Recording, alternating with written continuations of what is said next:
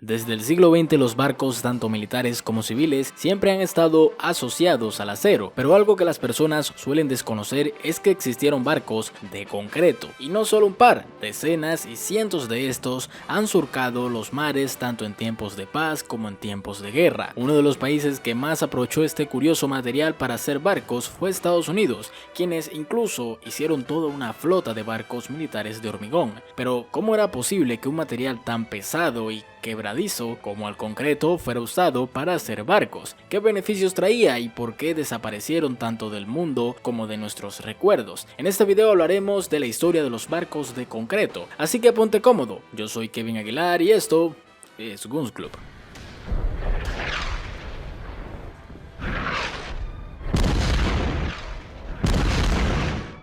La Primera Guerra Mundial, como ninguna otra guerra antes, exigió un esfuerzo industrial enorme para poder suplir todas las necesidades del conflicto. En el área naval, para esta época los metales eran el principal material para la construcción de navíos. Sin embargo, en general se estaban haciendo cada vez más costosos y escasos debido a su enorme demanda para otras áreas, por lo que los enormes costos de producción empujó a los estadounidenses a explorar otras alternativas para la fabricación de navíos. Desde hace varios años el concreto se había usado para construir barcazas en varias otras naciones de manera limitada, por lo que se evaluó seriamente el uso de este material para hacer buques de guerra. Asimismo, en 1917 y en el año consecuente se empezaron a producir muchos navíos de concreto armado, destinados a la carga de suministros. El proyecto se veía con mucho escepticismo al principio, hasta que en 1918 se atrapó a un espía alemán intentando robar planos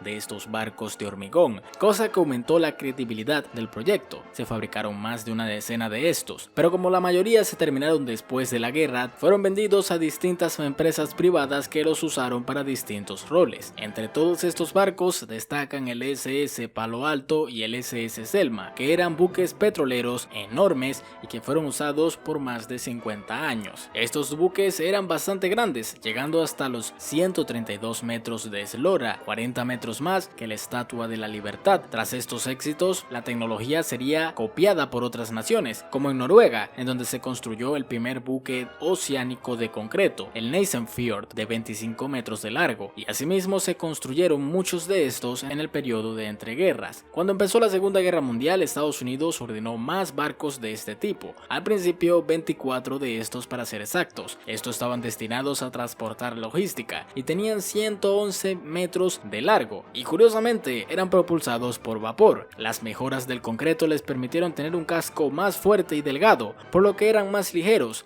Además, se construyeron 78 barcazas de hormigón sin autopropulsión, destinadas a ser remolcadas. Todos estos buques y barcazas transportaban suministros como petróleos, minerales, armas e incluso soldados, dejando el acero, material muy valioso durante la guerra, para la elaboración de otros barcos que sí verían combate en primera línea. Durante el día D fueron claves para el transporte de suministros, desde refacciones de tanques hasta puentes flotantes. También fueron usados para ser hundidos deliberadamente para bloquear el paso de otros barcos enemigos. Los alemanes, por supuesto, no se quedarían atrás, fabricando 50 buques de este tipo para etapas finales del conflicto, todos dedicados al transporte de igual forma, y de hecho muchos de estos han sido restaurados hasta el día de hoy y siendo usados como museos y restaurantes. Incluso una empresa de hormigón de California propuso un carguero con forma de submarino que, según ellos, podía alcanzar velocidades de 75 nudos. Sin embargo, cuando terminó la guerra, la investigación de este tipo de barcos cesó definitivamente y por supuesto la fabricación de todos estos. En total, entre los británicos y estadounidenses se construyeron cerca de 400 de estos buques, casi superando en número la flota de submarinos de ambos países juntos. Pero ¿por qué este material en particular? Bueno, como ya mencionamos, hacerlos de cemento los hacía extremadamente baratos. Además, eran sumamente resistentes y podían resistir impactos de icebergs e incluso de proyectiles proyectiles mucho mejor que los buques de acero. Además, eran inmunes a la corrosión y podías repararlos fácilmente con resinas o más cemento. También una buena característica de estos era que respondían muy lentamente a los cambios de temperatura, haciéndolos perfectos para transportar productos perecederos o inflamables. Pero probablemente el factor más importante, que incluso explica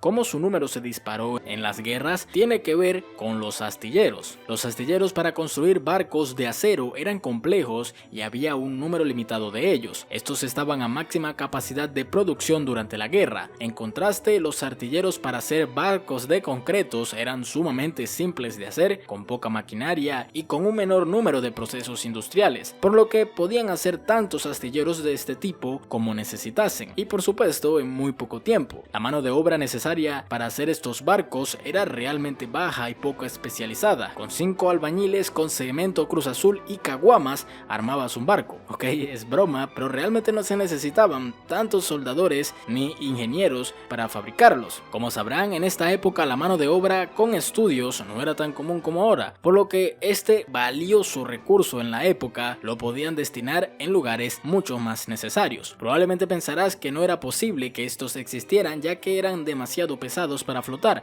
pero realmente cualquier objeto puede flotar mientras siga el principio de Arquímedes. El buque no debe pesar más que el agua que desplaza. Mientras se mantenga en ese límite puede flotar, y los barcos de concreto podían hacerlo. Sin embargo, estos eran considerablemente mucho más pesados que los buques convencionales. Estos estaban reforzados por varillas de acero. Sin embargo, para que fueran viables tenían que ser 10 veces más gruesos que los barcos de metal, y aunque el concreto es menos denso que el metal, los barcos de concreto pesaban casi el doble o a veces hasta el triple que barcos de acero de similar tamaño. Estos, al tener un mayor volumen y peso, desplazaban mucho más agua y eran muy lentos, por lo que gastaban mucho combustible para moverse. Además de que estos, al ser tan pesados y tener mucho menos espacio dentro para llevar carga, solo podían llevar cerca de la mitad de carga que un buque de acero. Durante la guerra eran mucho más baratos de hacer porque el acero era muy caro por su alta demanda, pero después de la guerra el acero se abarató, por lo que los costos de producción de ambos tipos de barcos eran similares. Entonces no tenía sentido hacer barcos de concreto si valían igual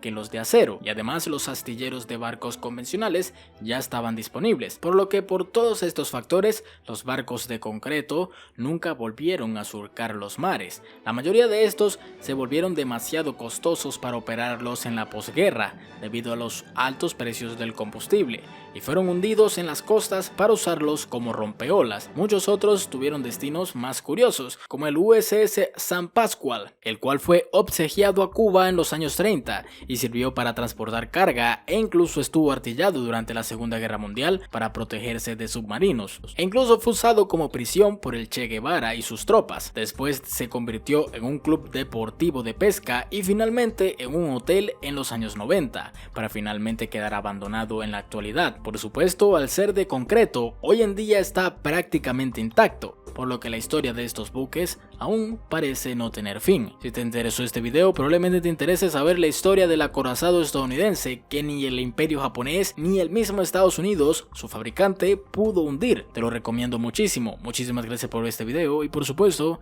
nos vemos en la próxima. ¡Adiós!